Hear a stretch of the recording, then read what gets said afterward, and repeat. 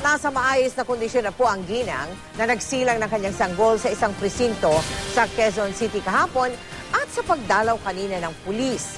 Yan tumulong sa kanilang mag-ina, abot-abot pa rin ang pasasalamat sa kanya ng ginang. Maging yung sanggol nga parang kilala yung tumulong sa kanya. Nang kargahin kasi siya ng pulis, mabilis siyang napatahan nito. Nakatutok si Salima Refran. Bit-bit ang mga gamit pang baby. Binisita ni Field Investigator Christian Barcarcet ng kanyang hepe ang mag-inang Nico at Karina.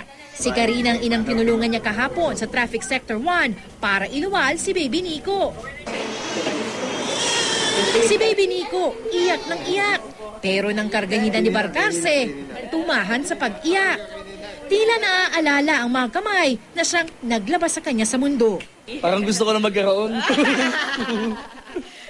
Napaka-sayang ng loob po namin, nararamdaman po namin dahil nakasurvive po kami ng isang pamilya. Si Karina, hindi rin maitago ang sayang nakita muli ang mga taong tumulong sa kanya sa oras ng pangangailangan. Alam ko po na talagang ginawa niya lahat. Hindi po yun yung line ng trabaho niya, pero po tinulungan po ako ni Sir.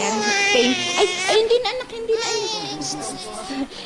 Thank you po. Maraming salamat po. Ang mister ni Karina na si Noriel, na isang OFW sa Kuwait, nakausap din si Barcarcet sa telepono at nagpasalamat sa pag-aalaga sa kanyang mag-ina. Nagpasalamat din sila sa matandang babaeng umalalay sa pagpapaanak kay Karina. Siya ang matandang babaeng ito. Nagkataong naroon siya sa police station noong mga sandaling napaanak si Karina. Nasunugan daw at nagpapatulong lang dapat makasakay ng bus para makauwi ng Baler, Aurora. Gusto ko lang po magpasalamat doon sa kanya at doon po sa mga tao doon sa police station.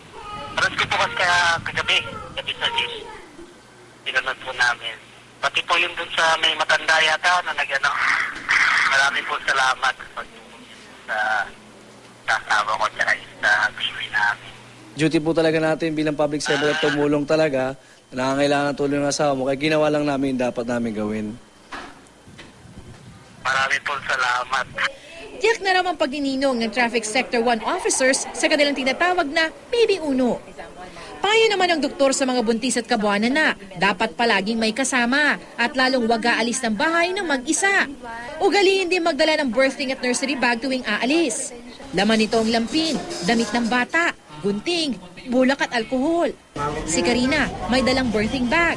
Ang mga bagay sa loob nito nakatulong sa pagpapaanak sa kanya. Magdala din daw ng mga importanteng dokumento tulad ng mga record ng pagpapacheck up, gamot na iniinom, maging medical history, pati na mga records sa PhilHealth. May mga iba po na may komplikasyon at pwede pong ikamatay ng nanay kung hindi po nila ayusin na magpapacheck up sa may kaalaman po sa kondisyon nila. Huwag din kakalimutan ng mga numero ng mga taong dapat tawagan sakaling napaanak na. Kung abutan ng paghilab ng tiyan sa daan, humingi agad ng tulong sa otoridad upang maitakbo sa pinakamalapit na ospital. Salima Refran, Nakatutok, 24 Oras.